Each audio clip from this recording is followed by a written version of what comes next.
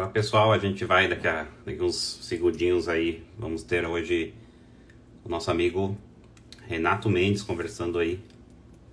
E aí, Withers, bem-vindo. Vamos só esperar que o Instagram tá avisando aí todo mundo. Olá, Vanessa.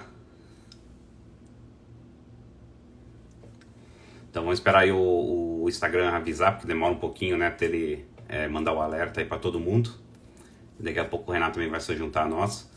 Mas a gente vai ter um papo muito bacana hoje aí sobre o ecossistema de startups e investimentos do sul da Califórnia.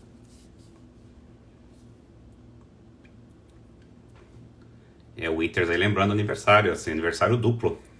Comemorei um aniversário aí faz 2 semanas já. E ontem foi o aniversário de Blizzard. 10 anos de Blizzard, uma década já. Estamos ficando velhos. E aí, Vanessa, bem-vinda aí também. O Renato que vai conversar com a gente hoje, é um amigo que eu já conheço ele e estava até vendo aqui antes quando estava me preparando aqui para a conversa. É um amigo que conheço já há mais de 10 anos também. Trabalhamos juntos e ele tem uma trajetória bem parecida aí que a gente vai compartilhar também. Então vai ser uma live muito, muito bacana. Então daqui a pouco eu até falei com ele aqui, tô falando com ele aqui via WhatsApp, ele tá finalizando aí uma ligação e daqui a pouco ele já vai se juntar a nós. Enquanto o Renato não chega, não esqueçam, ó, embaixo aqui ó, na tela tem esse aviãozinho. Então, sigo aquele ditado que eu já falei, aqui antes, né? Nunca almoce sozinho. Então aproveite. Não é o caso aqui nos Estados Unidos, né, onde eu fico, é a hora do almoço, então literalmente não almoço sozinho. Mas para quem está aí no Brasil, eu sei que são 4 da tarde agora. Então vai ser o café. Não tome café sozinho, acho que vai ser a versão. E aí, Lu, obrigado aí por participar. Mas aquele ditado é verdade, né? Então, até um dos motivos, né, que eu estou fazendo essas lives aqui com alguma frequência, justamente na minha hora do almoço, né? Eu deixo de comer aqui para poder bater esse papo com vocês. E bater papo com outros amigos, né? Trazer pessoas assim que eu conheço, tanto da indústria de games ou mesmo da área de comunicação, marketing, negócio, para bater um papo com vocês e para poder compartilhar um pouco, né? Então, ao invés de ficar falando sozinho, igual poderia ter conversas privadas, tudo, né? Muito melhor compartilhar esse papo com mais pessoas aí. O Renato já entrou aqui. Vamos só esperar aqui o request dele, a gente já começa.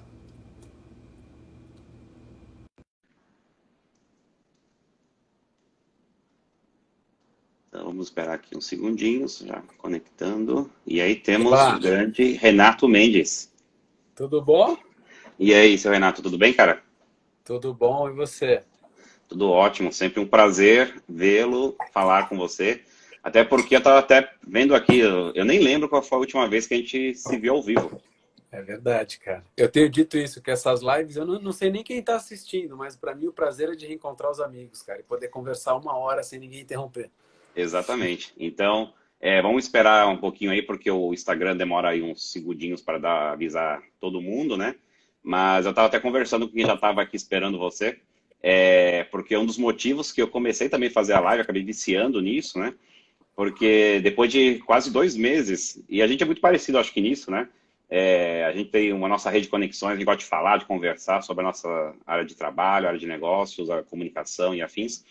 E a gente tinha uma vida muito ativa, né? Tendo cafés, almoços, jantares aí com nossos amigos. Isso acabou e a nossa comunicação ficou restrita aí ao nosso ambiente de trabalho e ao ambiente familiar. E aí comecei, né? Fiz uma primeira com uma amiga que mora em Nova York. E eu falei, aí tive um estalo parecido com o seu. Falei, poxa, eu vou fazer mais, porque tem tanta gente que eu não tenho contato, faz tempo que eu não falo, não converso. E não só eu posso aproveitar a oportunidade para bater esse papo, matar a saudade aí dos cafés, almoços. No caso meu e do Renato, a gente tinha almoços lá naquele restaurante italiano ali perto da Paulista, que é a L'Osteria do Piero. Era o nosso ponto de encontro favorito aí para discutir a vida. Primeiro ponto do fim da noite, depois o ponto das tuas vindas ao Brasil, né, cara? Exatamente. Então, sempre que eu volto para o Brasil, eu vou encontrar o Renato, a gente se encontra lá na L'Osteria do Piero. Então, essas lives estão sendo uma oportunidade muito bacana, né? De manter contato com quem está longe. E agora todo mundo está longe, né? Mesmo os que moram aqui no meu bairro. E conversar com o Renato é sempre um prazer, porque, bom, enfim, se a gente tivesse ao vivo, a gente certamente ficaria falando aqui umas 3 horas, pelo menos. A gente vai se segurar aqui na primeira hora, mas vai ser um papo muito bacana, porque, enfim, eu estava vendo aqui até antes, né? Quanto tempo a gente se conhece, né? E eu fui ver, a gente se conhece há mais de 10 anos já. Eu trabalhei na Máquina, que é uma agência de PR do Brasil, para quem não conhece, entre 2009 e 2010, que acho que foi o mesmo período que você trabalhou também, né? Sim, sim. Foi antes de ir para a Netshoes, exatamente. Sim, eu lembro que, eu não sei se eu saí da Máquina primeiro, acho que eu saí um pouquinho antes, alguns meses, e depois você saiu na sequência, né? E é bacana, e acho que agora entrando no papo, e aí quem estiver aqui de novo, não esqueça de usar aqui o aviãozinho embaixo aqui na tela para chamar os amigos, para não almoçarem ou tomarem um café da tarde aí sozinhos, igual a gente está aqui conversando para justamente não perder o nosso horário do almoço do café sozinhos, para aprender um pouquinho mais do tema da nossa conversa, que é justamente o ecossistema de startups e investimentos aqui no sul da Califórnia. Porque o Renato e eu, a gente vai falar um pouquinho assim, do nosso passado e do nosso presente, né? A gente tem trajetórias diferentes, mas parecidas ao mesmo tempo, né?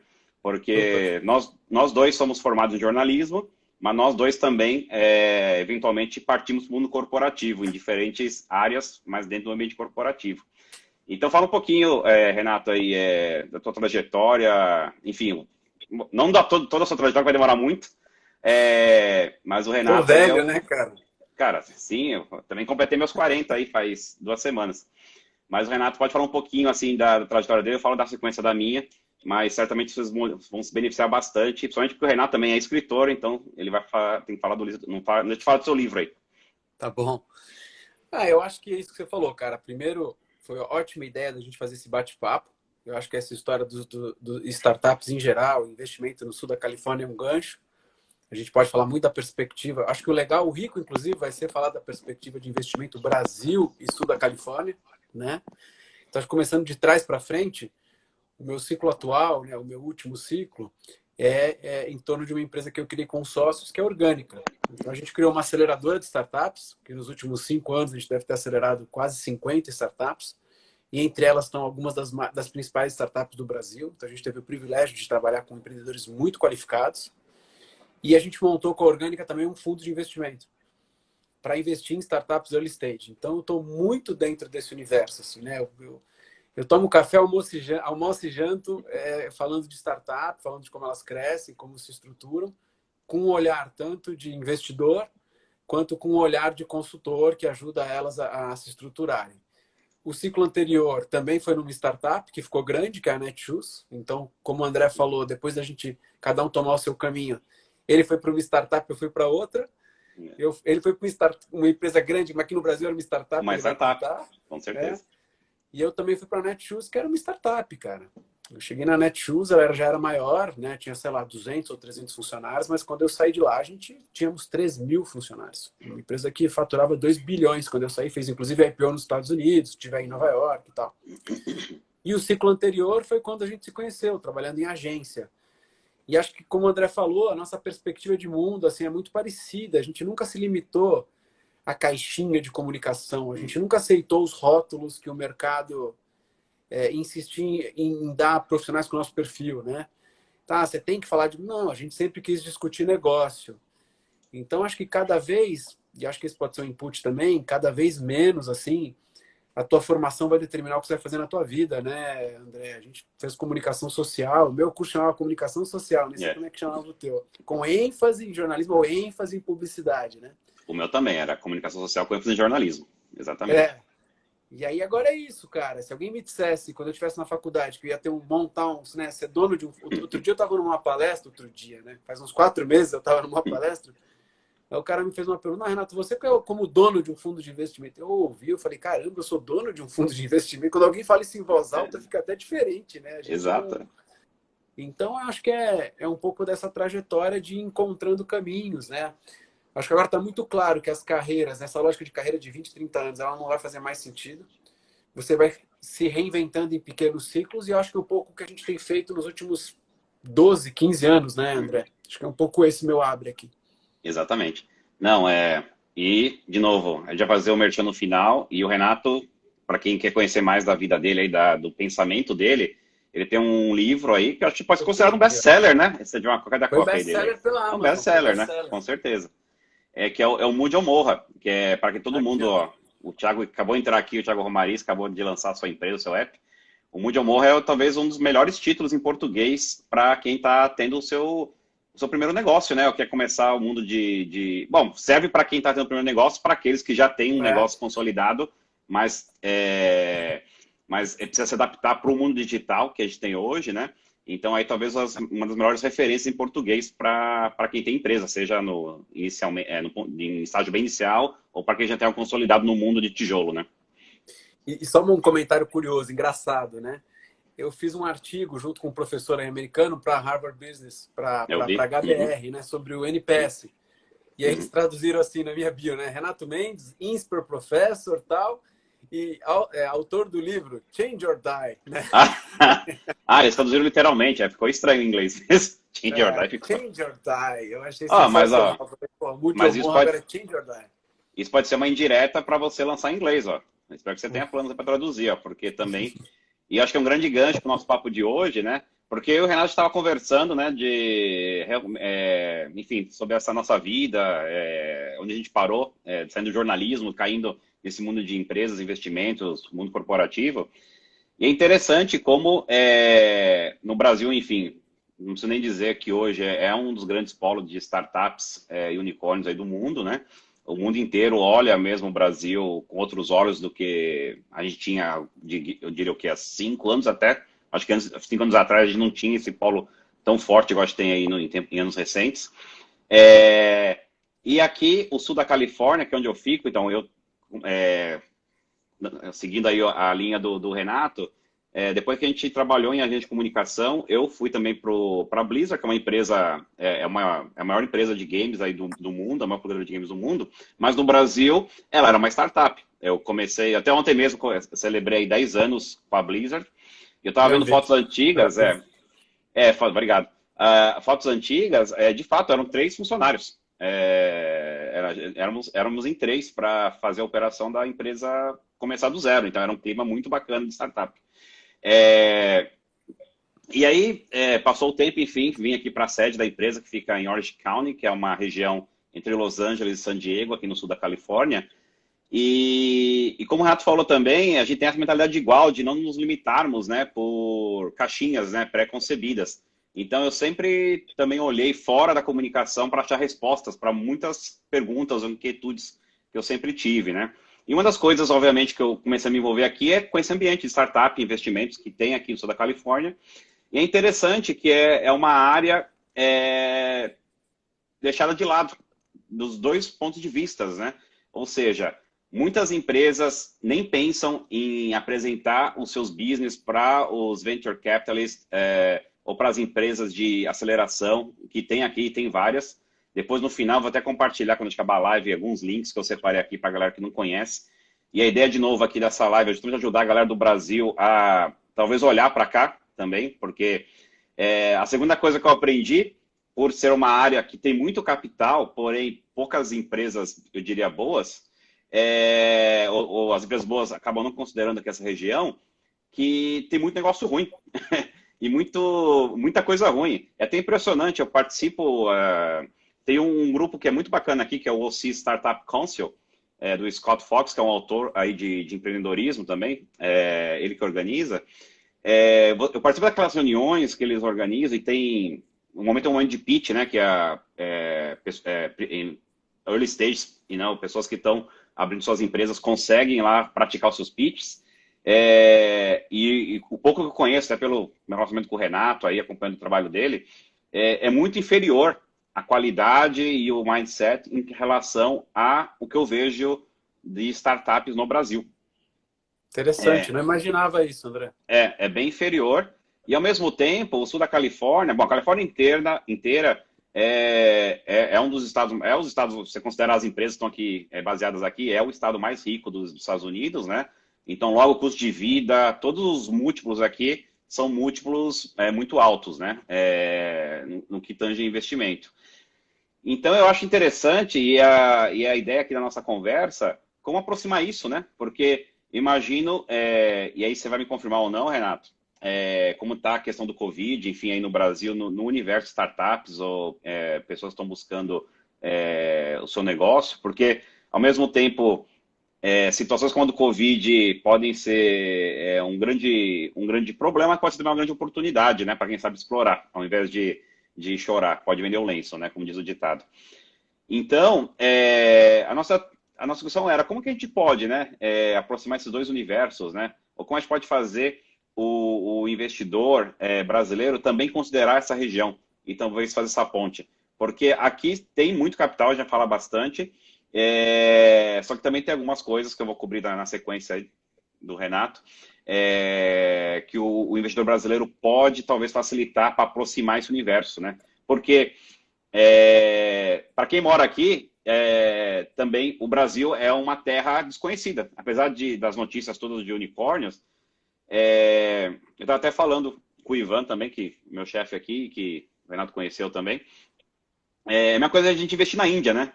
Pensa assim, a Índia a gente sabe que é um mercado grande, mas você que tem capital no Brasil, você investiria na Índia sem conhecer muito bem? Talvez não, por mais que tenha todas as provas que a Índia é um grande investimento. Então, o investidor aqui do sul da Califórnia, ele olha o Brasil igual o brasileiro que tem um capital aportaria numa startup da Índia. Então, enfim, o que você acha dessa questão toda?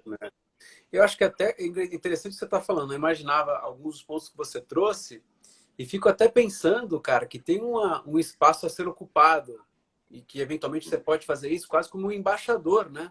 Uhum. Das startups brasileiras e do Brasil, né? Você se posicionar como... Imagina você dar uma aula, uma exposição do mercado brasileiro, das oportunidades, fazer a ponte. Eu acho que seria um papel bem interessante. Outro dia, por coincidência, cara, uma menina que fica em Chicago, uma brasileira que mora em Chicago, me procurou para dizer: Renato, eu faço muita ponte Brasil-Estados Unidos, tal. Vamos marcar um papo para eu entender o que você faz, como a gente pode ajudar. E ela faz um pouco esse papel de ser uma especialista em startups early stage de tecnologia, mas que tem alguma coisa a ver com o Brasil. Um pezinho no Brasil, ou brasileiro que vai para lá, para estar com ela tem que ter a ver com o Brasil. Então, acho que tem uma oportunidade para um outro chapéu teu aí, que você já está fazendo isso de certa forma, mas talvez mais institucional. Imagino lá na frente, eventualmente você poderia levar um grupo de startups brasileiras para fazer um tour aí pelas empresas e pelos investidores. Eu tenho um case, né? Hoje, quando eu estava pensando na hora do almoço, um pouco das coisas que a gente podia conversar, eu tenho um case, André, que eu nem te contei isso, cara. Tem uma startup... Me conte agora. Vou te contar, você vai gostar. Tem uma startup que eu vi ela nascer assim, do papel. Os dois founders me apresentaram um PPT, eu fui tomar um café com eles, faz 3 anos já. Eles queriam colocar esse negócio de pé e eles me contrataram como um advisor, né? Depois eu acabei me tornando investidor e sou sócio deles até hoje. A startup está indo super bem. Ela se chama Ivy, YVY. E basicamente o que ela faz, ela é uma empresa de produtos de limpeza. Dá uma olhada aí, você vai encontrar. Vou procurar aqui já. Limpeza, vai aí, Ivy Brasil, pode colocar, ou... Já achei aqui já. Já achou. Produtos de limpeza 100% naturais. Essa é a grande proposta de valor inovador. Então, a partir da casca de laranja, eles criam um produto, cara, a Anvisa já deu o selinho, né? Então, tem todas as propriedades de limpeza. Então, mata tudo que tem que matar, limpa e tal. Mas, cara, ela é 100% natural. Quer dizer, não faz mal pro teu filho, não faz mal pro teu pet, não faz ajuda o meio ambiente, tem, cara, um cheiro super bacana, um odor. Então, cara, é a típica empresa, assim, da nova economia. Sim. E além dela ser uma empresa legal como produto, eu acho que eles embalaram muito bem a comunicação e a entrega da embalagem, André. Ela vem para você em casa, é uma assinatura, ela vem como se fosse uma cápsula da Nespresso, cara. Ah, entendi. Chega a cápsula na tua casa, você tem um vessel que você comprou, você coloca dentro, você enche de água da torneira, põe a cápsula, no que você torce, ela estoura e fica lindo, assim, que aquele líquido concentrado cai e dilui. Então, Que interessante. ele fala, cara, detergente é 95% água. Por que você Uhum. faz uma embalagem desse tamanho, carrega água para cá, carrega água para lá, faz... Então, tá tudo errado, né? Então, eles dão concentrado, você quebra. Cara, é muito bem feito como produto, como embalagem, como modelo de negócio. Então, quando eu vi aquilo, eu fiquei encantado. Eu falei, cara, se o que esses caras estão prometendo é verdade, esse negócio vai dar muito certo. Não demorou muito tempo, André, para todo mundo que olhava. A gente teve dificuldade no começo dessa startup aqui no Brasil, tá? De vender. Era um mercado, a gente criou um mercado. Então, difícil de encaixar. Foram, sei lá, uns 9, 10 meses que a gente não conseguia fazer o negócio decolar. Venda baixa, muito volátil, oscilava tal. Até porque produto de limpeza no Brasil tem marcas que estão aí há décadas, né? Assim, há quase 100 anos nossas vozes para quebrar esse mindset deve ser difícil mesmo. Eu fico aqui contigo, cara, meia hora citando as objeções que a gente mapeou e que a gente foi uma a uma matando, cara. Uma a uma, porque é um trabalho de formiguinha, é o que você falou. É Omo a vida inteira. É produto de... É Veja. Cara, você convencer alguém para mudar realmente é difícil. E aí tem outras ainda, né? Produto de limpeza é fraquinho, não limpa. Não, limpa sim. É caro, né? Porque é natural. Não, não é caro. Mas o fato é, todo mundo olhava e falava o quê? Cara, isso tem cara de empresa americana. Isso nos Estados Unidos vai voar. Aí eu estava nos Estados Unidos de férias, realmente fui no supermercado, já tinha uma seção de green cleaning, né? E eu falei, mandei foto para os caras, falei, cara, isso aqui é a cara dos Estados Unidos. E aí a pergunta que a gente se fez foi, como a gente entra no mercado americano? E não sabia, André, nem por onde começar. É por isso que eu quis te contar essa história. Como que a IVE entrou no mercado americano? Olha qual é a ideia que o Marcelo, que é o CEO e o fundador, teve. Ele se inscreveu em processos de aceleração de aceleradoras americanas. E aí ele foi aprovado, cara, numa seleção global, porque aí realmente é muito bacana, numa seleção global. Ele foi aprovado por uma aceleradora lá de Austin, no Texas. Legal. Focada que é o novo polo aí de startups e investimento dos Estados Unidos, depois do Vale do Silício. Então, focado em consumer goods. Então, os caras só aceleramos startups, né, de produto aí para o consumidor final. A IVE foi selecionada, de mais de 100, 200 no mundo, foi selecionada 8. Ele fez o processo de aceleração. Puta caos, porque tinha que tocar a empresa aqui, tinha que ir para os Estados Unidos e voltar, vai arrumar um cara daí, tal. O fato é, a última rodada da aceleração é um pitch para investidores locais. A IVE passou, recebeu investimento e tá com uma operação hoje nos Estados Unidos, cara. Pô, muito bacana. Eu vou procurar aqui então, porque a gente consome isso aqui.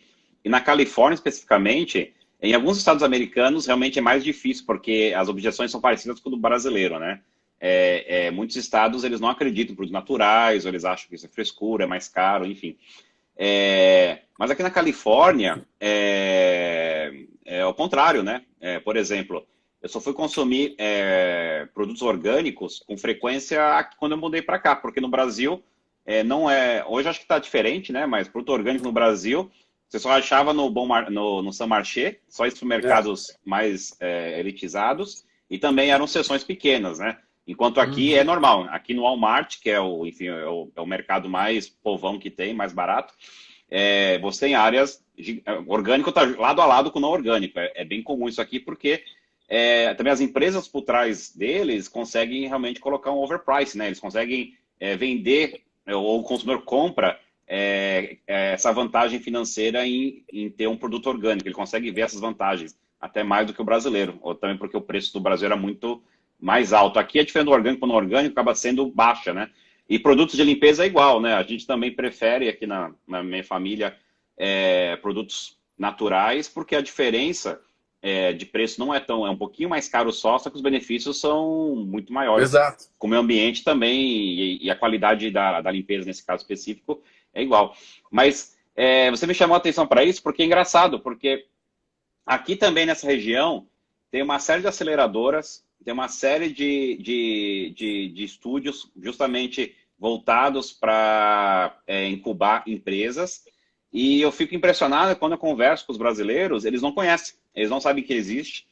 E quando eu vou em reuniões ou atividades que essas empresas, esses espaços organizam, e eu vejo os cases apresentados, gente, é tão inferior a qualidade, o business case, é uma coisa... Os problemas vão desde a apresentação, que parece uma apresentação muito amadora do fundador, até o business case em si. Ele não senta, não senta em pé.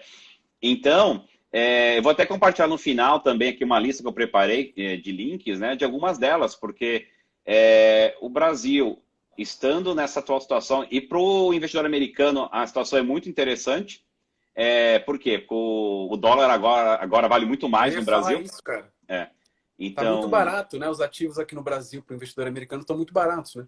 exatamente. Então, agora um cara que quer aportar, digamos, US$ 50 mil, que para o investidor americano não é nada, pensa, a forma que eu explico isso para as pessoas no Brasil pensa que US$ 50 mil é como se fosse R$ 50 mil para o brasileiro, né? Só que a gente sabe que agora os US$ 50 mil vale vezes 5, quase vezes 6, dependendo do dia aí da semana, né? Então, a minha dica para o investidor brasileiro, enfim, para o pessoal que tem empresa e está tendo dificuldade de captar capital, tentar procurar, porque tem esses nichos porque você fala com o investidor brasileiro padrão, e você que trabalha muito com early stage, pessoas que estão bem começando, né? O cara pensa certamente em Vale do Silício, né? A primeira coisa que vem na cabeça, ou Nova York, talvez, né? Mas dificilmente as pessoas pensam em Austin, que hoje é realmente para onde muita gente do Vale do Silício está migrando por conta de preços e outras oportunidades. Chicago mesmo, você discutiu aí do seu contato aí brasileiro, ninguém pensa Chicago como um polo de startup, investimento e captação de investimento. E eu tô aqui para falar que onde eu moro também ninguém considera, nenhum brasileiro considera. E, aliás, não só brasileiros, é muito raro ver pessoas de outras nacionalidades envolvidas com esses polos aqui. Então, eu diria quase que essa região aqui é um unicórnio no sentido de falta o empresário, enfim, do exterior descobrir.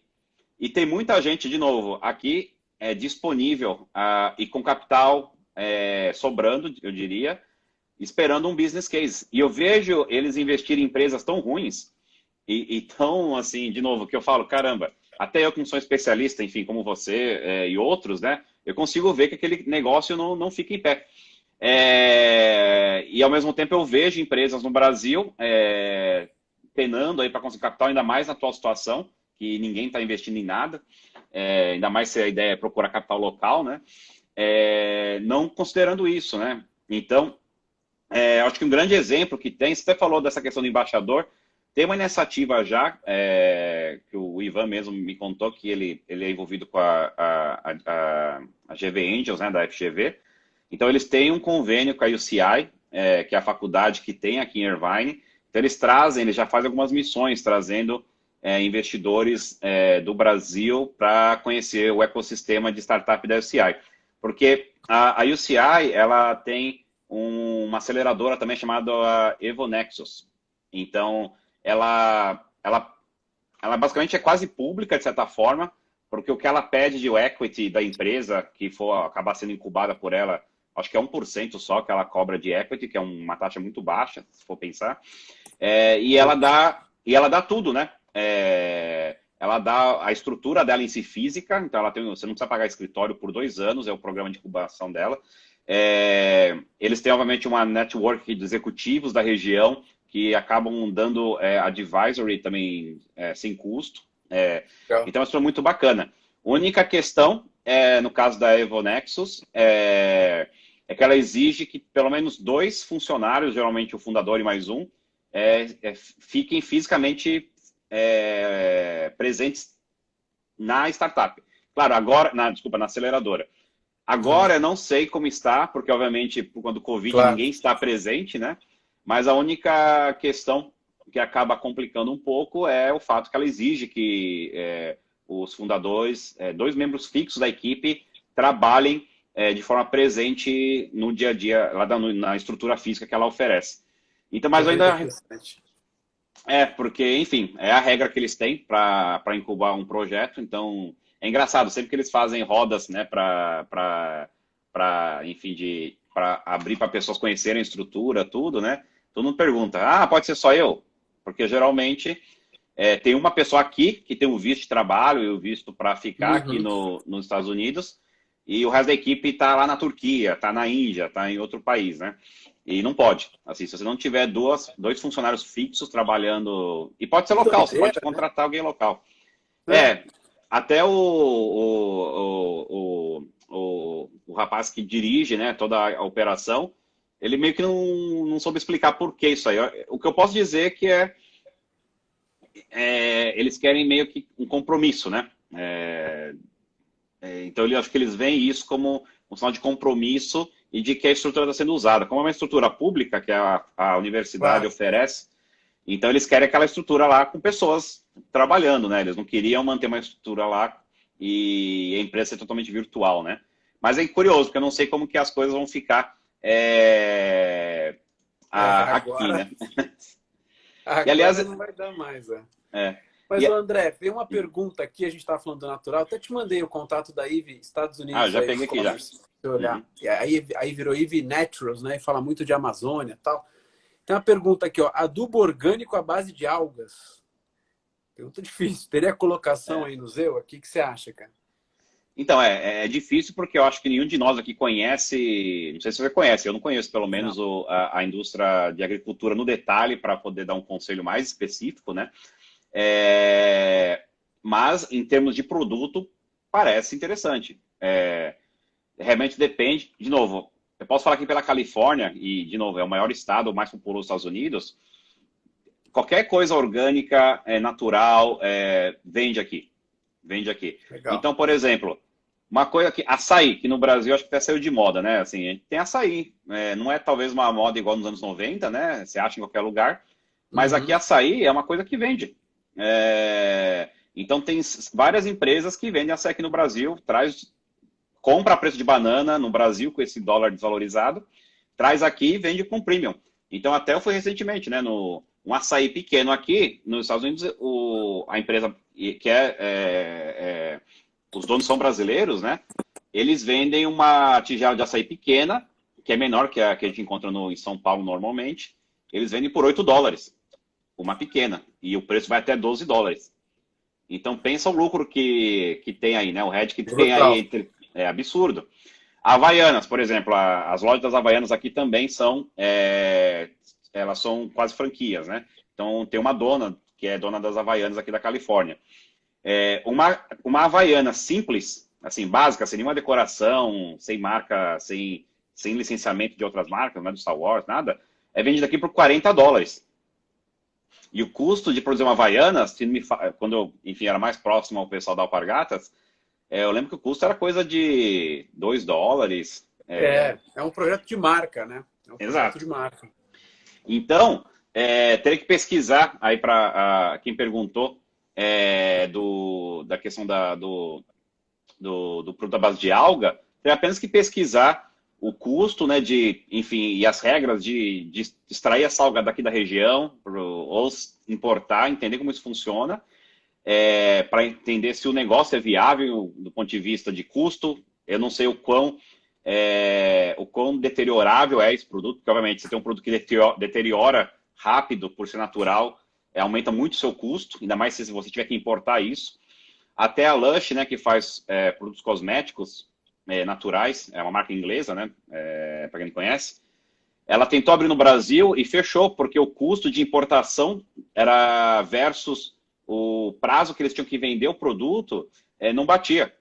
O produto deteriorava muito rápido, porque não tinha conservante, não tinha nada.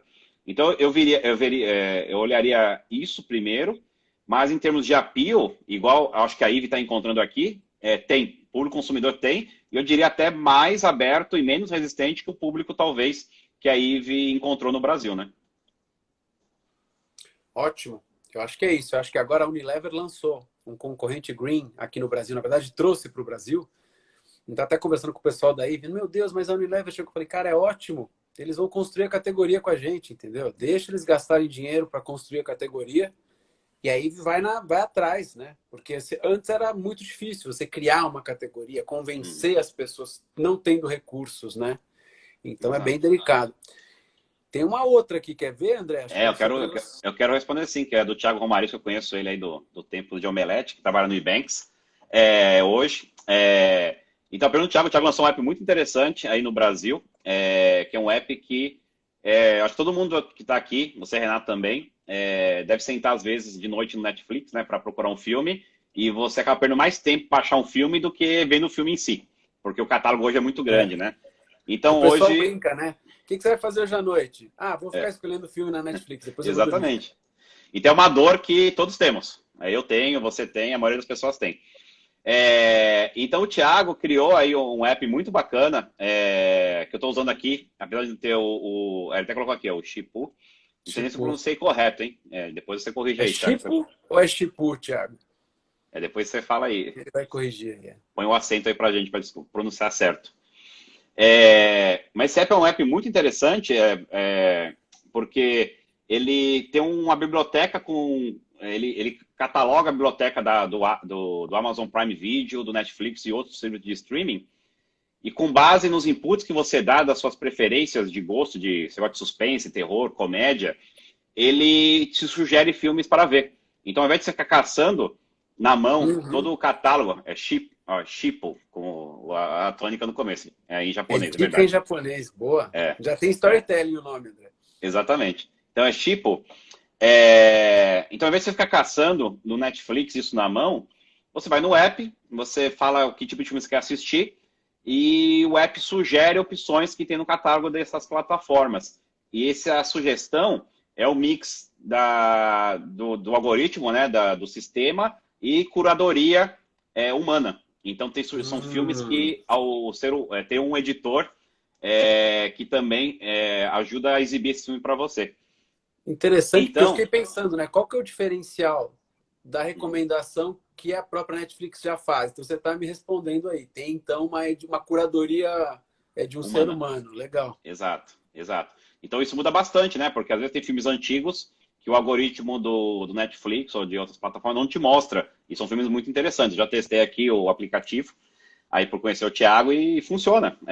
Cara, economizou muito tempo meu mesmo, não posso negar. Boa. Então, em termos de apelo aqui nos Estados Unidos, o apelo é gigante. E eu também recomendo para o Thiago, né? Acho que eu já falei para ele em particular também, de olhar esse ecossistema que tem aqui de captação, investimento, aceleração de startups aqui do sul da Califórnia, porque você falou que a empresa que bancou aí a IVE, em Austin, ela é dedicada em consumer goods. E aqui, no sul da Califórnia, pelo que eu observo, consumer goods não é uma empresa que, apesar do apelo que tem, não é uma empresa que o investidor olha muito.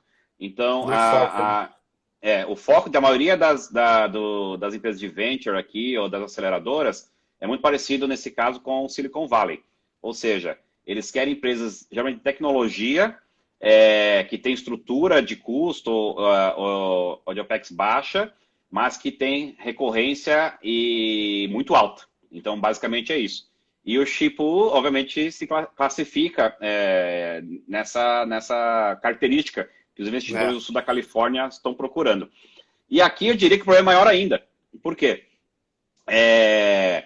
Porque aqui, cara, no Brasil a gente tem o que hoje de grande player, né? A gente tem o Global Play, O temos Play, HBO, Netflix, Netflix HBO e Amazon. e Amazon, né? Aqui, além desses, a gente tem agora o Disney Plus, que vai chegar no Brasil aí em breve. Tem o HBO Max, que é a junção da HBO com.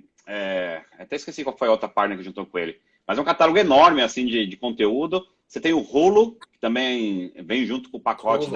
da Disney, né?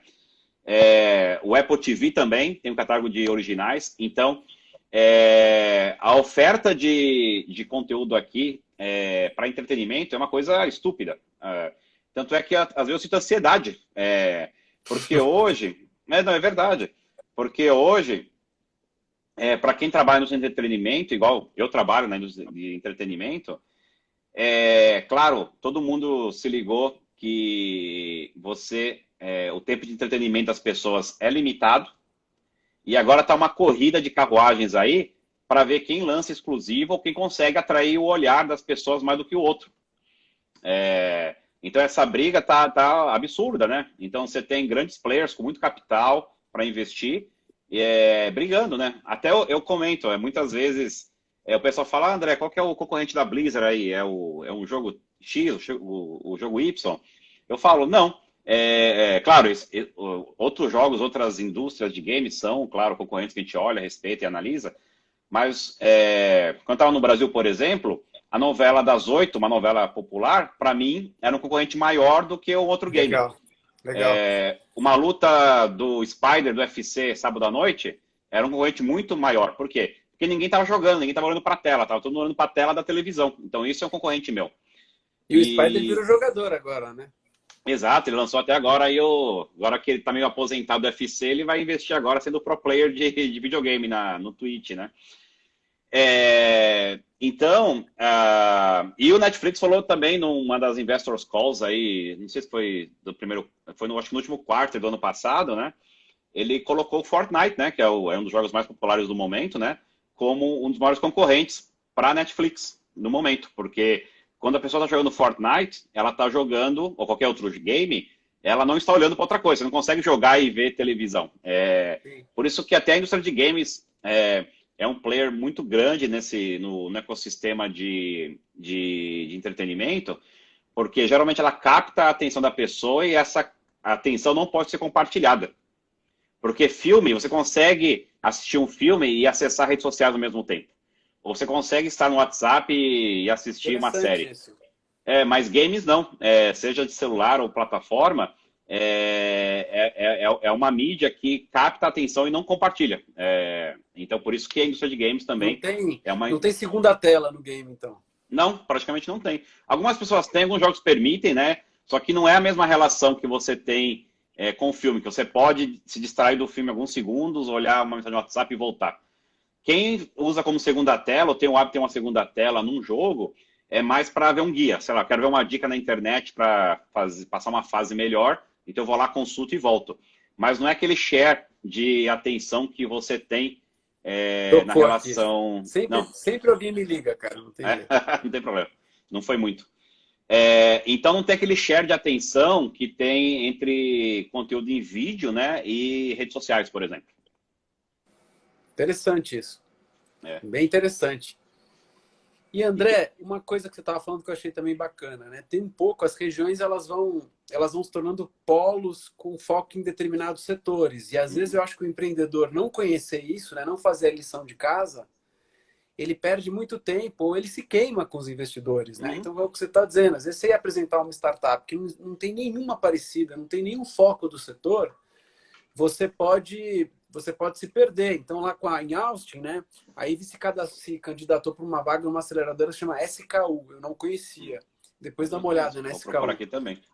É super legal. Então, acho que tem uma dica boa que é um pouco de você fazer a lição de casa, né?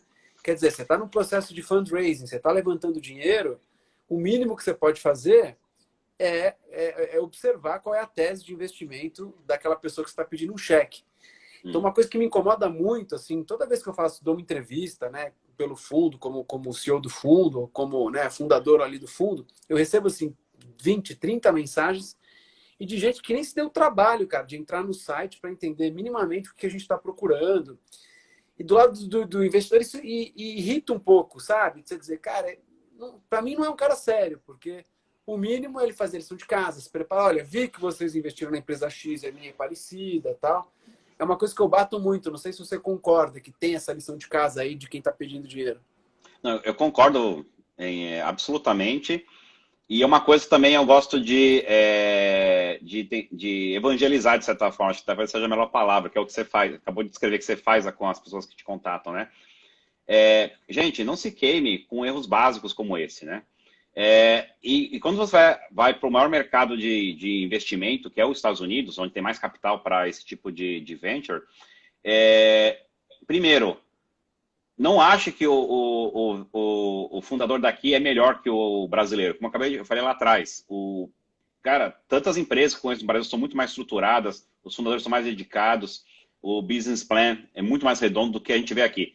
Então, como aqui o empreendedorismo é uma coisa que tem desde criança. Então, todo mundo aqui abre empresa, é fácil, tem isso tem uma vantagem, porque realmente é um ambiente que favorece negócios, e tem a desvantagem, porque quando você faz é qualquer um literalmente, tem muita coisa ruim, como eu falei, né?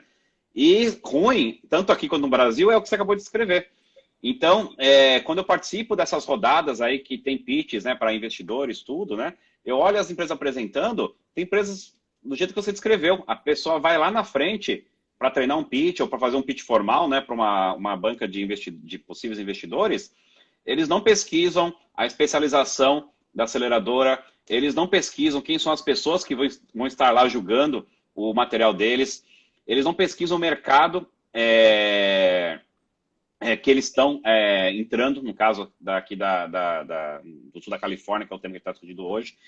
Então, esses erros básicos, gente, não dá. Assim, porque já passa um péssimo sinal. Outro sinal que eu fico revoltado também quando eu vejo esses pitches, né? Falei, gente, eu não vou dar meu dinheiro para você, não tem como.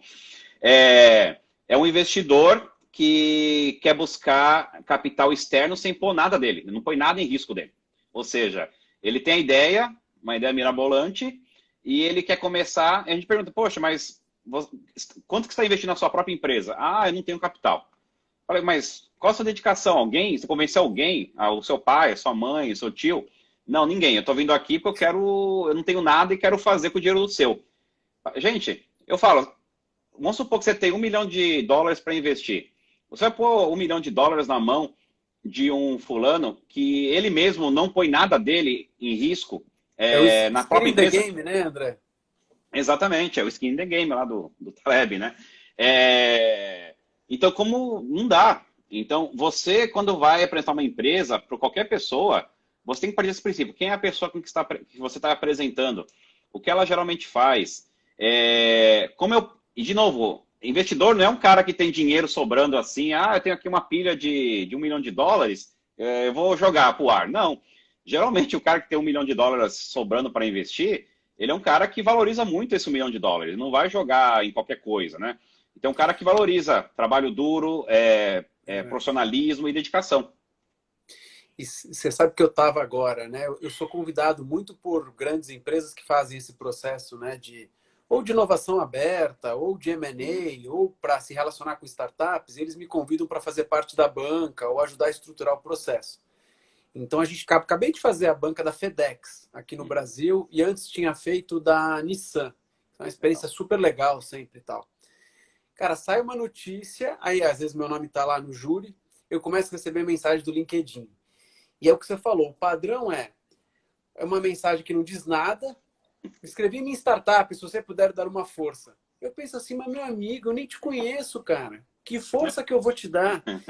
E aí depois, quando saem os finalistas, eu recebo assim, Renato, minha empresa não foi selecionada, queria ver se você pode dar uma conversada lá com o pessoal. É um pouco do que você está dizendo, cara. Ao invés de gastar o tempo nisso, talvez gastar o tempo olhando quais são os critérios para avaliação, porque eles são públicos. No caso da FedEx, tem a ver com uma empresa que quer ser exportadora, do que é o business da empresa. Tem a ver com sustentabilidade, que é uma bandeira do posicionamento de marca. Então, será que não podia ter exatamente... Cara, faz uma super lição de casa. Não é só sobre você fazer um pitch. É sobre o que você quer vender, mas é sobre o que os outros querem comprar. Né? E por isso que quando você consegue fazer esse match, cara... Tem tudo a ver comigo. Como você falou, Califórnia, alto consumo de orgânico. É um público que tem mais essa cabeça. Cara, tem tudo a ver com a minha empresa. Entendeu? Aí a gente faz o match. Né? Acho que é uma dica boba e às vezes óbvia para quem vive isso, mas talvez para quem está começando é uma dica muito valiosa, André. Gostei do que você falou, cara. Eu brinco que as dicas mais bobas são as melhores dicas, porque é aquelas que a gente sempre esquece, o que a gente acha que a gente sabe. E na tua fala, você falou mais 2 pontos que eu acho também que, cara, me irrita profundamente e parece trivial. Então, vamos falar deles para ter certeza, você que está acompanhando, você não cai nessa armadilha aí quando for a sua hora, né? O primeiro ponto, que é a questão básica de networking, para mim, pelo menos, né? Você não pede algo para alguém sem oferecer algo em troca, ou sem oferecer algo primeiro para a pessoa. Então, por exemplo, você realmente abordar uma pessoa aleatoriamente no LinkedIn, pedir favor, sendo que a pessoa não conhece a sua história, não conhece você, não conhece de onde você veio, pedir algo sem oferecer algo em troca, ou deixar claro o que, que a outra pessoa vai ganhar em troca, isso já, para mim, já desclassifica bastante ali o contato, né? E a segunda coisa, até a Vanessa colocou agora aqui na conversa, a questão da resiliência e credibilidade brasileira como é imbatível, e é verdade, acho que qualquer investidor internacional vê o Brasil como, e as grandes empresas brasileiras, investidores, como realmente resilientes e imbatíveis, sim, mas a questão do jeitinho brasileiro também é uma coisa que pega muito mal.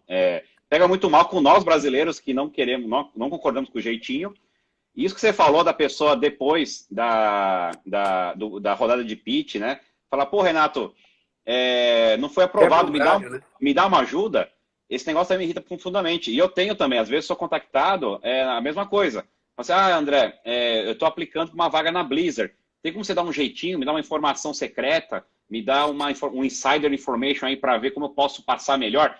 Ou seja, a pessoa quer tirar vantagem de ter me conhecido, ou de ter me achado, para sair na frente dos candidatos que não usaram essa artimanha de procurar alguém para procurar insider information, né? E aí, são os dois problemas juntos, né? Que a pessoa não me oferece nada, ela só vem me sugar, e segundo, vem sugar querendo tirar vantagem de forma ilícita, né? Que aqui nos Estados Unidos até é ilícito, né? Eu passar informações para beneficiar um candidato, né? Ou uma empresa. E acho que a gente está falando muito o que não fazer, talvez o que fazer, né? Que mensagem que acho que eu gostaria de receber? Olha, vi a inscrição da FedEx, entendi que esses são os pontos que eu devo estar olhando, a minha startup está se posicionando assim. O que você acha? Estou no caminho certo, né? Então, isso para mim me daria um prazer legítimo de ajudar. Eu estou oferecendo agora, André, eu tenho feito algumas lives e aí eu decidi abrir minha agenda para dar mentoria gratuita, né? Minha ideia era pegar uma empresa que estivesse passando por dificuldades na crise e digo, cara, vou ajudar doando o que eu tenho de mais valioso, que é o meu tempo. Né? E eu acho que isso a gente também tem uma crença muito parecida, que é o de devolver para a sociedade, que as nossas vidas são muito boas, né? Cara, eu abri isso, eu fiz uma live com uma startup brasileira que é muito grande agora, já que chama Conta Azul. Última rodada levantaram 100 milhões de reais, então já estão num tamanho bem grande. Cara, eu fiz a live e disse que ia dar uma mentoria grátis. Eu recebi, André, mais de 70 pedidos de mentoria, cara. Aí, beleza. Já estou escolado. O que eu fiz? O cara tinha que entrar numa landing page e ele tinha que preencher uma ficha. Tinha 8 perguntas para ele preencher. Porque assim, eu quero é uma coisa. Agora preenche aqui. Qual que é a tua startup, para quem que ela é, qual o modelo de negócio, os diferenciais e tal. Cara, fui dar uma lida ali na diagonal de 70, acho que sobraram uns 23 que realmente preencheram a ficha. O cara botava o nome, tudo em branco, e no final botava, né, comentário, quero investimento. E aí eu peguei e falei, cara, é isso que você falou. Quer pedir alguma coisa? Eu dou uma lição de casa, eu dou um obstáculo para medir um pouco a resiliência. Renato, você me ajuda, cara? Eu tenho uma ideia, quero te apresentar, te ajudo. Preenche essa ficha aqui. 90% sai correndo, André. É a minha experiência. Agora, os 10% que continuam, cara, eu abri minha agenda, André, para essas 20 pessoas, cara. E eu tô conversando 30 minutos com cada uma delas, assim, né? Putz, parece pouco, cara, mas são 20 reuniões que eu tenho que me preparar, porque eu tenho que ler o material. Claro. Eu fico ali os 30 minutos juntos e eu dou lição de casa para eles, as peças para eles me mandarem um WhatsApp, depois alguma coisa, né? Então, acho que é um pouco isso, assim. Pedir é muito fácil, né? Simplesmente me dá, me dá, me dá, me dá. Então, eu tenho usado essa técnica de criar um empecilho, entre aspas, ou obrigar que a pessoa faça alguma coisa para merecer essa ajuda, né? E isso, para mim, tem sido muito bacana, assim. Eu acho que é isso. Você quer ajuda? Então, me ajuda a te ajudar, né? Ó, tá a Débora aqui. A gente conversou outro dia porque eu ajudei os pais dela. Que legal. Eles preencheram ali a ficha. Eles têm um restaurante, André, uma churrascaria em Palmas, no Tocantins, cara. Então, olha legal. Que experiência bárbara que foi para mim também. Poder trocar com uma empresa do Tocantins. Depois, no mesmo dia, ela está dizendo que está de férias aí, tá só nas lives, né? Eu contei deles ontem. Então, o mesmo dia, André, eu conversei com uma startup aqui de São Paulo. O cara está querendo levantar 5 milhões, então, tipo, num nível já bem alto. Eu conversei com os pais da Débora, que tem um restaurante lá no Tocantins, uma churrascaria. E à tarde eu conversei com 2 meninas de Porto Alegre, que era o e-commerce de roupas infantis, né? Então, assim, cara, eles acham que para eles foi rico, mas para mim foi muito mais, cara. Sim. Para mim foi muito mais de ouvir, de trocar, de aprender, de ter uma mensagem no final de agradecimento verdadeiro, assim, sabe? Então, acho que a gente falou muito do que não fazer, mas o que fazer, né? Acho que é Sim. isso. Não, Mostra que você tá tem. afim, pô. Dá um gás, faz tua parte, né? Exato. Você tem muito razão nisso. Eu acho que também, de novo, você tocou em vários assuntos importantes aí que a gente vai ter que falar rápido, porque o nosso tempo está acabando. Passa muito rápido. O primeiro ponto é aquela mística, né, de que startup é só coisa altamente tecnológica, redes sociais, digital, e não. Um restaurante é uma startup também. Quantos pequenos negócios físicos, né, temos aí Brasil afora, e tenho certeza, para nós que trabalhamos no digital e temos a formação digital, ter essa experiência de um restaurante físico no Nordeste brasileiro, poxa, é impagável, né? E a gente traz muitas dessas lições. Quantos empreendedores de negócios físicos que nunca vão fazer a capa da Fortune, quanta sabedoria e lições tem ali que a gente pode trazer, que a gente gostaria muito que fundadores, desculpa, do Norte, falei do Nordeste, já estou escrevendo a geografia aqui do Brasil. Quanta experiência e aprendizado empreendedores aí da vida real, de pequenos negócios, Brasil afora, podem trazer para o empreendedor digital, que é aquele cara que fez faculdade, MBA, e ele não tem. Então, isso certamente é impagável, né? E a segunda coisa que você tocou aí, que também concordo, cara, que é uma coisa que diz muito das pessoas, e não só a tua iniciativa é muito louvável de atender gratuitamente essa galera nesse período de quarentena, né, de Covid, mas é importante a barreira porque a pessoa não valoriza o tempo. Como a nossa moeda, o que a gente vende é tempo e é conhecimento, as pessoas acham que o que a gente fala, ele vai dar uma opinião dele, né? Ele vai dar um conselho. Então, esse conselho, poxa, conselho custa R$ 5, né? Tipo, para que eu vou pagar 5.000 reais, 10.000 reais por uma hora de bate-papo, né? De fala. Mas o que eu falo para todo mundo, e quando eu falo isso, entende o custo da nossa hora, né? É o seguinte, para eu dar um conselho para você, esse conselho demorou, talvez, no meu caso aqui, no seu também, que a gente tem a mesma idade, mesma formação praticamente, demorou 20 anos para a gente poder dar o conselho que a gente está dando para você. Demorou 20 anos de livros, cursos, leituras, palestras, Erros. cafés, erros que você não vai passar e eu passei. Então, por isso que a minha hora é cara. E eu oferecer de graça aí, cara, isso é muito louvável. Parabéns aí pela iniciativa. Eu tinha um cara que eu conversava muito, que ele tinha sido um líder, foi quase CEO de uma das operações da McKinsey na América Latina, e ele falava isso para mim. Ele falava, Renato, o que ele está comprando não é uma hora. O que ele está comprando são 10.000 horas de voo que você já passou. E é por isso que você tem que cobrar. Eu almoçava com os clientes, às vezes, com ele, e o cara me falava, o problema é isso. Eu falava, faz isso, isso, isso. E ele falava, eu falava assim, Renato, não resolve o problema do cara em 5 minutos, senão ele não vai dar valor. Exato. Observa, pensa, fala que você vai estudar e depois você volta, né? Então, enfim, dica aí de consultor. Isso aí. Cara, eu vou ter que terminar aqui, porque o Instagram tá me avisando que a gente tem só 1 minuto, senão ele vai derrubar a gente. Só queria te agradecer, cara. Foi muito bom aí te ver, bater papo contigo de novo. Para quem não perdeu, obviamente, vai deixar gravado, depois a gente compartilha. E eu queria ainda discutir sobre livro que você está lendo, tudo. A gente compartilha aí por fora. Ou a gente marca outra aí para acabar o que a gente não acabou, tá bom? Demorou. Valeu, André. Obrigado. Muito obrigado. Cara. Bom te ver também. Pela trajetória. Valeu. Igualmente, cara. E obrigado, galera, que acompanhou a gente até agora aí. Até mais. Valeu. Tchau, tchau.